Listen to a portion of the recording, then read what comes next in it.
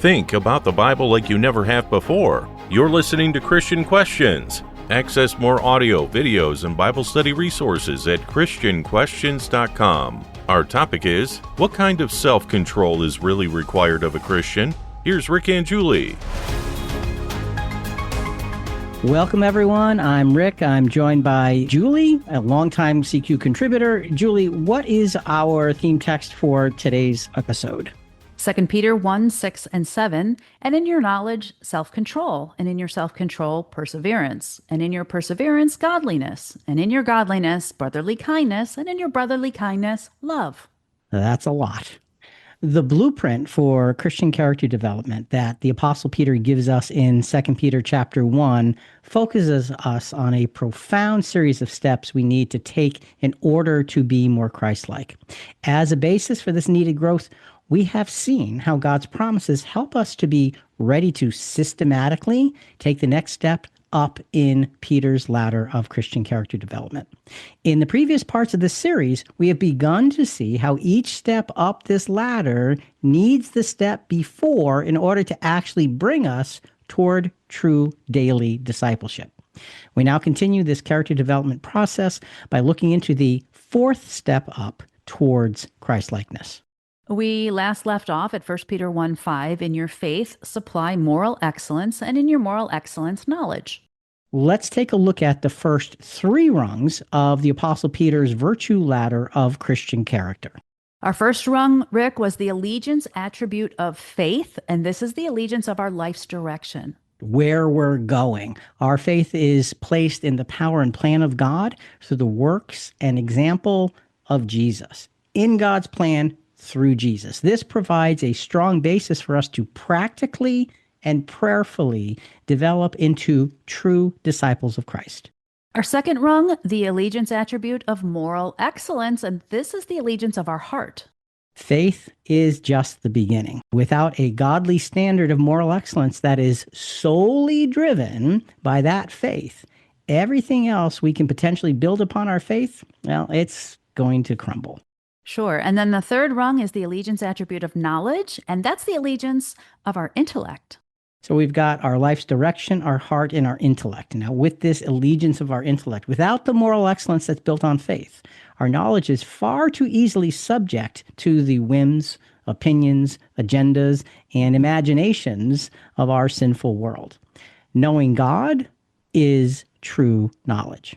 So we've got those first three rungs. Julie, what's next? All right, we'll go into 2 Peter 1, verse 6. And in your knowledge, self-control. This one's a toughie. It's like, oh, what? Self-control. Okay, we all know what that is. Well, look, this is the fourth rung, and it's this allegiance attribute of self-control. This is the allegiance of our passions. And this is important because inevitably our passions play a role in any big thing we ever do. So we need to get the allegiance of our passions in order.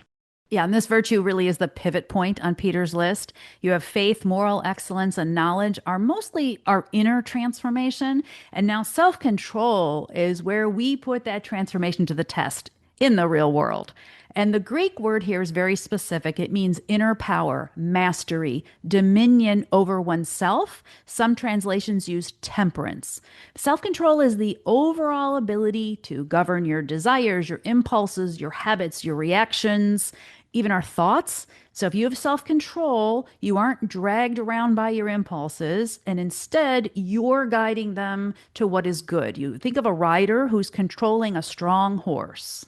So I like that thought about not being dragged around by your own impulses. And look, folks, that's what happens to many of us much of the time. So the big question, why is self-control the next quality after knowledge? Now we ask this question with each of these rungs, and just keep this in mind. We're going to answer it as we go. Knowledge is the foundation upon which we're instructed to build our self-control. Why?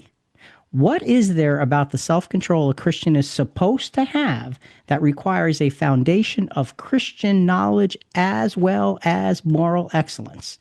So picking up on the definition of what you said self-control is, Julie, let's look at this. The beginning of self-control, Okay, this is where it begins. It is the mastery of keeping yourself from thinking, saying, doing, or dwelling on things that would be harmful or non-productive. That's the beginning of self-control, keeping yourself from. The culmination of self-control is the mastery of thinking, saying, doing, or dwelling on things that are spiritual, wholesome, and helpful. Yeah, so you're saying we have to pull back from one thing that doesn't serve us well and push forward with the other more beneficial thing. Now, an example might be someone snaps at you and your first impulse is to fire back something sarcastic. Instead, you choose a gentle answer. Or maybe you sit down to just check one thing on your phone and suddenly an hour disappears. Has that ever happened? And you didn't set or stick to a time boundary. What about when you're tempted to fire off a comment or a rant or a sarcastic reply online? Self-control is stopping long enough to ask, will this reflect Christ or just my frustration? You can also ask, is this choice feeding my spiritual health or feeding something that leaves me emptier afterward? And part of this reminds me of a process, a mental process that we've talked about several times in the past. Stimulus and reaction. There's a stimulus in life and we react. Then there's a space before we actually do something. So you've got the stimulus, the reaction, that's where the impulses are. The pause is where we want to put that self-control in place so we can respond instead of build on the reaction. That's what this really is all about. So let's dive in here. Self-control, the allegiance of our passions, begins with focus.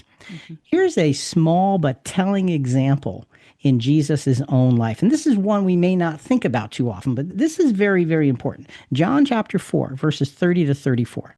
And in context, Jesus had just revealed to the Samaritan woman at the well that he was the Messiah. This was the first time he said it plainly to someone outside his inner circle. So the scriptures say this: they went out of the city and were coming to him. Meanwhile, the disciples were urging him, saying, "Rabbi, eat." But he said to them, "I have food to eat that you do not know about." So the disciples were saying to one another, "Well, no one brought him anything to eat, did he?" And Jesus said to them, "My food is to do the will of him who sent me and to accomplish his work." So, Rick, their concern was sweet, but they were missing the importance of the moment. And the importance of the moment was being focused on what's the next most important thing. That's what self-control drove Jesus to do, to be looking at, I'm here to do something. I don't need to eat right now. I'm in the middle of something. I've just done something that's so much more important. I need to be on target. Jesus is really teaching us self-control by his response. And I love that you picked this really more obscure example, because there's a lot of things I would have maybe chosen for showing how Jesus practiced self-control, like his silence before Pilate, his refusal to retaliate when he was insulted or threatened, his restraint during the temptations in the wilderness. But you chose this little tiny one about food. Yeah, and one of the reasons is it's early in his ministry, Okay. and he's got his disciples around him, and it's something that seems so logical. You must be hungry here. Eat. Nothing wrong with eating. Right. So it's a very logical sequence. And Jesus takes the human logical sequence and says, there is a higher lesson here. I don't need to be focused on that because I have essentially the self-control to do my Father's will and my Father's will only. So this is early in his ministry, and he sets an example, and then all those other examples that you talked about, that's him living up to it. It's no different. It just shows it in bigger and bigger and bigger contexts. So it really is quite important.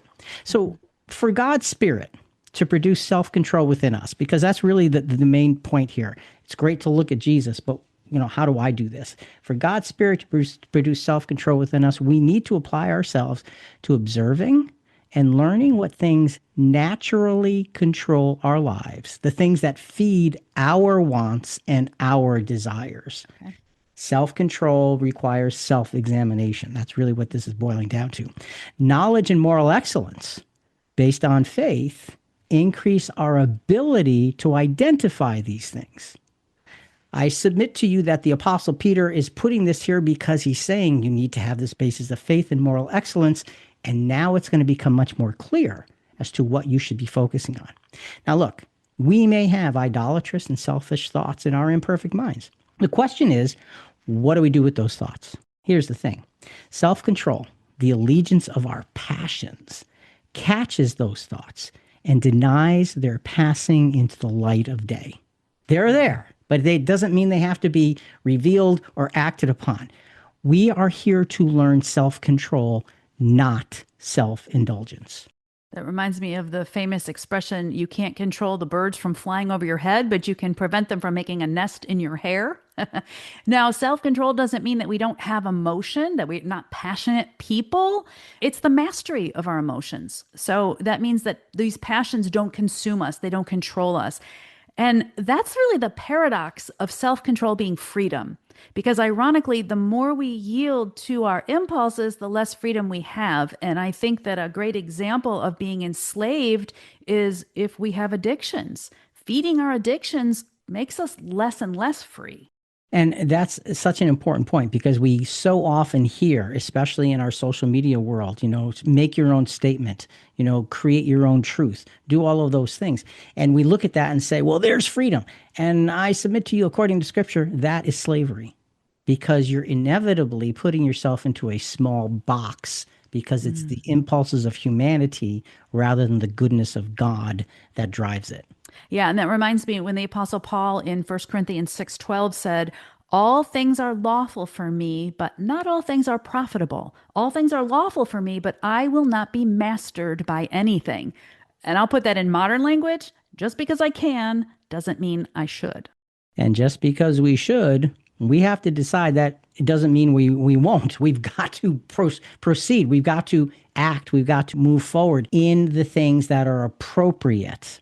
What's appropriate? Well, our faith, moral excellence, and knowledge should be feeding a fruitful tree. That's where the should belongs. That's where it goes.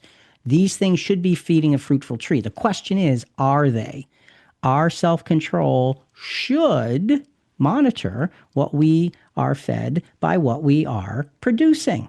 Should. How are we doing? Let's look at Matthew 12:33-35.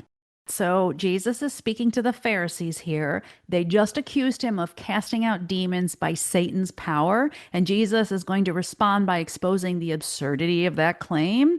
He said this, either make the tree good and its fruit good, or make the tree bad and its fruit bad, for the tree is known by its fruit.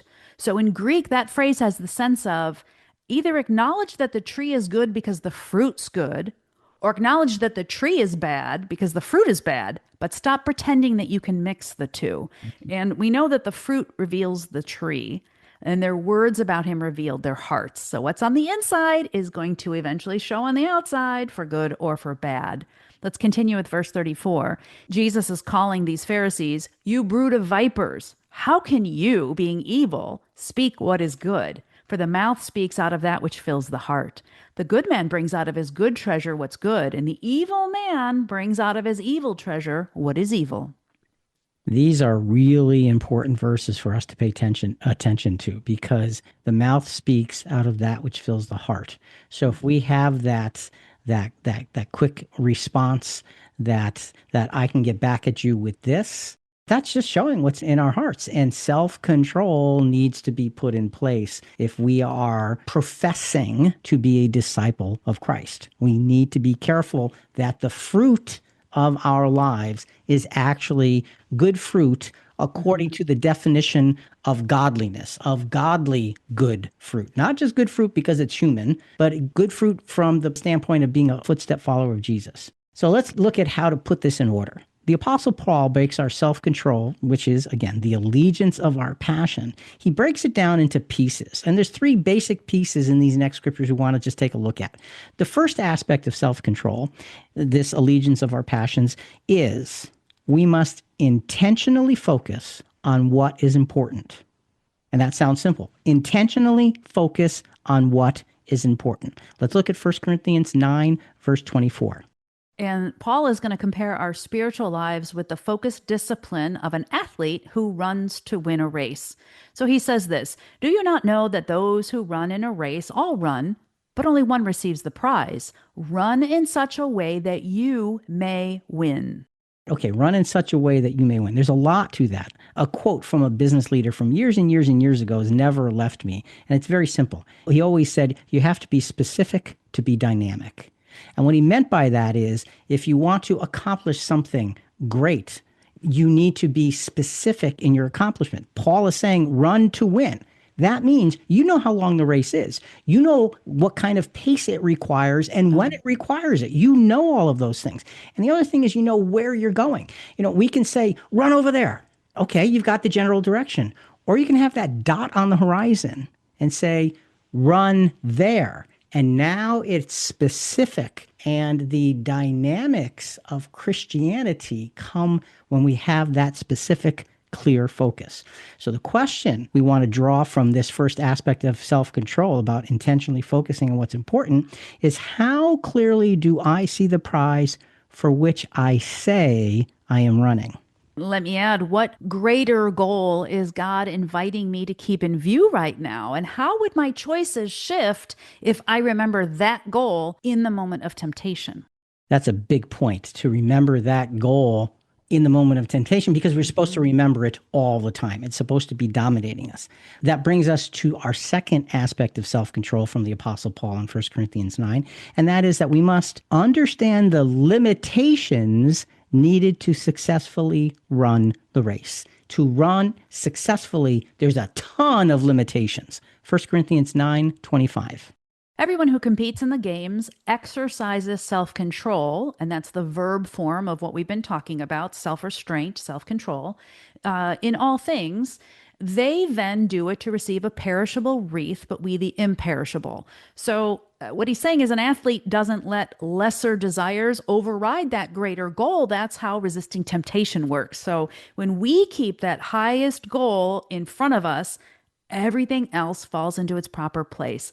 I think it's interesting that a trained athlete has already made thousands of choices before race day.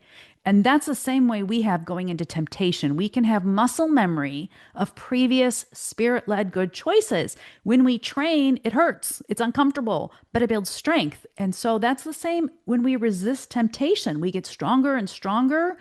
We are kept from sacrificing that big win for these little small wants that come up. The thought here is the intentionality of understanding the limitations.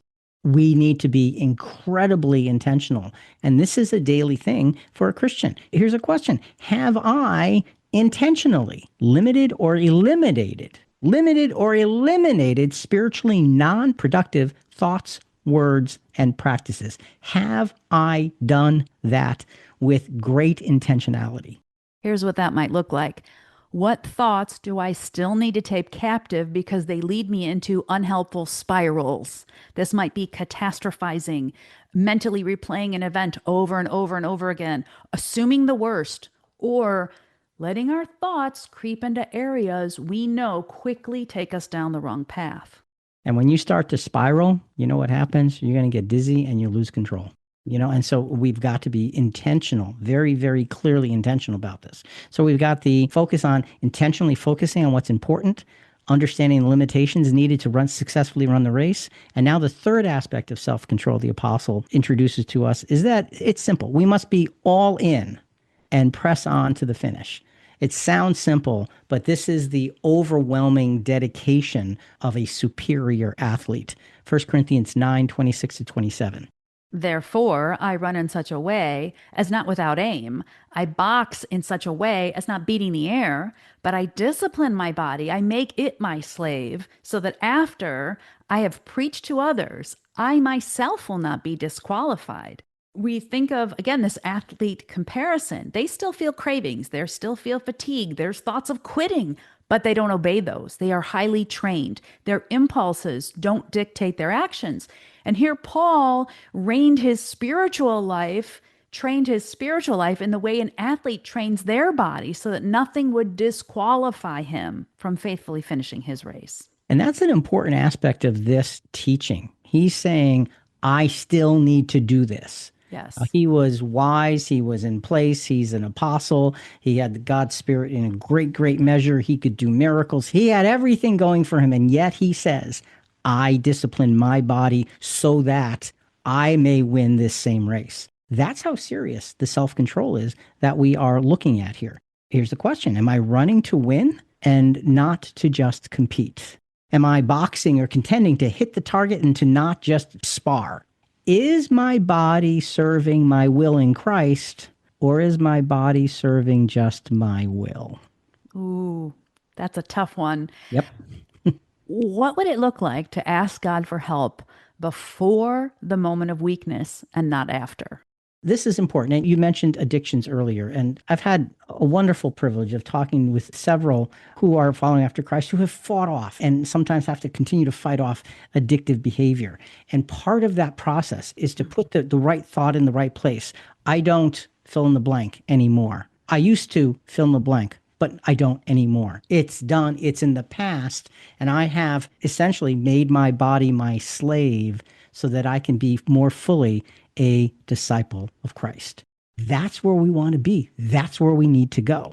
Surrendering to God's will is thoroughly engaging in his work and doing it his way. It's not just engaging in his work, it's doing it his way. Jesus made it very simple for us. John 6:38. For I have come down from heaven, not to do my own will, but the will of him who sent me. The will of him who sent me. I did not come to do what I think I should do. I came to do what my Father is directing me to do. How clearly am I focused on that same thought process? Jesus was thoroughly put to the test on this several times through his ministry, but especially the night before his crucifixion. Let's take a quick glimpse at that in Mark 14:34 to 37. And he said to them, my soul is deeply grieved to the point of death. Remain here and keep watch. And he went a little beyond them, and he fell to the ground and began to pray that if it were possible, the hour might pass him by. And he was saying, Abba, Father, all things are possible for you. Remove this cup from me. Yet, not what I will, but what you will.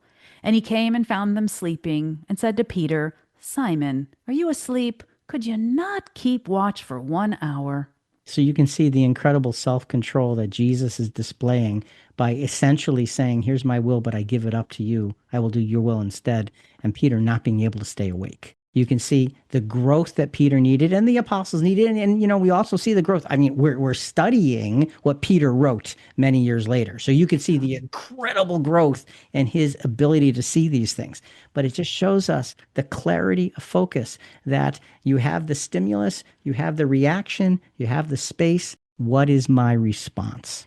The Apostle Paul clearly verifies that our self-control is to bring us to God's will through Christ.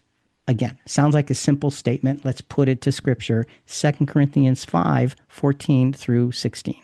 For the love of Christ controls us, having concluded this, that one died for all, therefore all died, and he died for all, so that they who live might no longer live for themselves, but for him who died and rose again on their behalf. So let me just pause. Christ's love becomes the controlling force of our lives, not our own passions. Continuing with verse 16, therefore, from now on, we recognize no one according to the flesh, even though we have known Christ according to the flesh. Yet now we know him in this way no longer. Now, this is the Apostle Paul writing to the Corinthians. He was, remember, a Pharisee of Pharisees. He knew Jesus as Jesus the Messiah when he walked the earth, and he didn't like him. And the Apostle Paul, he was Saul of Tarsus then, is saying, I don't look at him according to the flesh. I did that. It wasn't good. I was in the wrong place. And we know him that way no longer. So our self-control, according to what the apostle is teaching us here, means we need to be able to see people, those around us, differently than we would have seen them just through our human eyes, our human thoughts, our human emotions, our human reactions, our human responses. The question, what does the allegiance of my passion, okay, that's the self-control, what does it reveal about how I observe and think about others? That's tough because am I going to respond with impatience, anger, judgment, or patience and grace?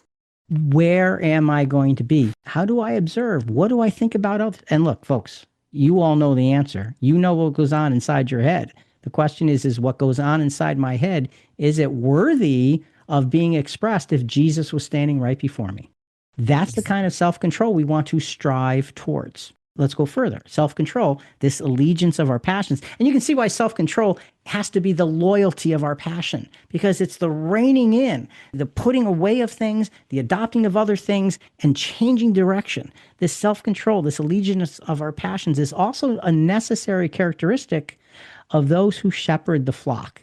And this, to me, is really important and very, very, very powerful.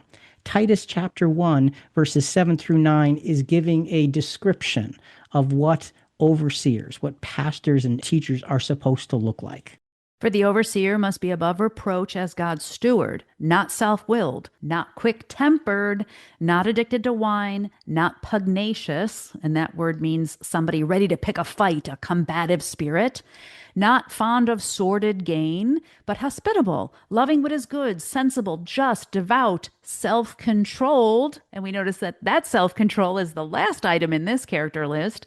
So what are you doing with self-control? You are, he says, holding fast the faithful word which is in accordance with the teaching, so that he will be able to both exhort in sound doctrine and to refute those who contradict. It's interesting that Peter is teaching that self-control is a virtue we actively cultivate. In Galatians 5, that same word is a fruit of the Spirit, where it's a gift of the Spirit and a responsibility of the Christian. So how does this fit into the steward?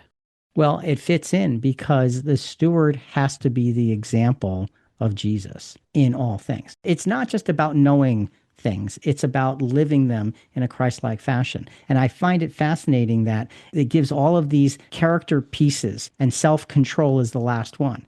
Well, in the list of the fruit of the Spirit, self-control is the last one. You're pulling these together, and so those who oversee must have this self-restraint that recognizes those things that draw us away and puts them aside and takes and replaces them with those things which bring us forward, and living that, because there's no better way to teach someone else than to do it yourself. That's the bottom line. Self-control is not a standalone characteristic. It is a necessary cog in the machinery of spiritual growth. It needs to be applied to other things. Now, remember, the fruit of the Spirit must work along with the fruitage of our personal growth. We just talked about that. And this is why self-control, this is why the Apostle Paul lists it in 2 Peter chapter 1, verse 5, because it is a critical piece to being Christ-like. We cannot be Christ-like without self-control. We've been talking about it and putting it in place and looking at how to apply it. Why is self-control the next quality after knowledge? We started with that question, and the answer has really come out as we've gone through. Knowledge that is built upon faith teaches us the depths and the applications of what true Christian self-control should look like. You can't know what you're driving your self-control toward unless you have the knowledge that is based on faith and moral excellence. We cannot build a Christ-like character unless we know what it looks like. So you have to have knowledge, Christ-like knowledge of God, to say, this is the way my life, therefore, must be built. And remember, this is a pivot point. Knowledge without self-control becomes really hypocrisy. Self-control without perseverance, which is the next thing we're going to talk about next week, that becomes short-lived effort. So self-control really stabilizes this whole structure. But Rick, do we have to work on these one at a time? Are they always cumulative? Is this list only sequential in order to be successful? No, it's not. And as we walk our Christ-like walk, we can be working on any and all of these things at different times. But here's the thing. If we're walking through our Christ-like life and we're having trouble with self-control, the Apostle Peter, by putting things in this order, is basically saying you are having trouble with self-control because you don't truly know what it is you're needing control towards. Mm-hmm. And you don't have the moral integrity, the moral excellence to build upon to put the knowledge in place for that self-control. So if we're having a hard time with it, go back to this list, see what the Apostle Peter said, so that we can put it where it belongs. Ultimately, our self-control can't be in its highest form without knowledge and moral excellence that's based on faith. Period. End of statement. We really do have to put this all together. Let's look at this allegiance attribute of self-control. Self-control is the first step in preventing a thought from becoming an action. Spiritually based self-control can shine in our new creature lives, the new creation, when we have a basis of faith built upon God's plan, power, and promises. That's what the earlier verses in 2 Peter chapter 1 have taught us. With this foundation in place, applying self-control opens the floodgates to true Christian growth. Discipleship thrives when driven by self-control, and you ought to see what follows it to make this all thrive. Yeah, let's recap 2 Peter 1:6-7. In your knowledge, self-control, and your self-control, perseverance. Then comes godliness, then brotherly kindness, and then we're going to end like he does with love. So there's a lot of modern life circumstances that the scriptures don't directly answer in a yes or no. Peter's blueprint here for Christian character, especially with this self-control, helps us to determine what our boundaries are with biblical principles, those boundaries we're supposed to stay within. And self-control is the moment where faith, moral excellence, and knowledge start showing up in our real-time decisions. My desires don't get the final say. My habits are being reshaped by Christ. And that is the key to why self-control is smack dab in the middle of this incredible ladder, because it's taking those pieces and applying them, and it's setting the tone. It's setting the environment for the rest of the pieces to be built. You can't build the rest without the self-control that is driven by God through Christlikeness and following in Jesus' footsteps according to Scripture, not to what I think or want. Self-control. Think about it. Folks, we love hearing from our listeners. We welcome your feedback and questions on this episode and other episodes at christianquestions.com. Coming up in our next episode, how do I grow into Christian perseverance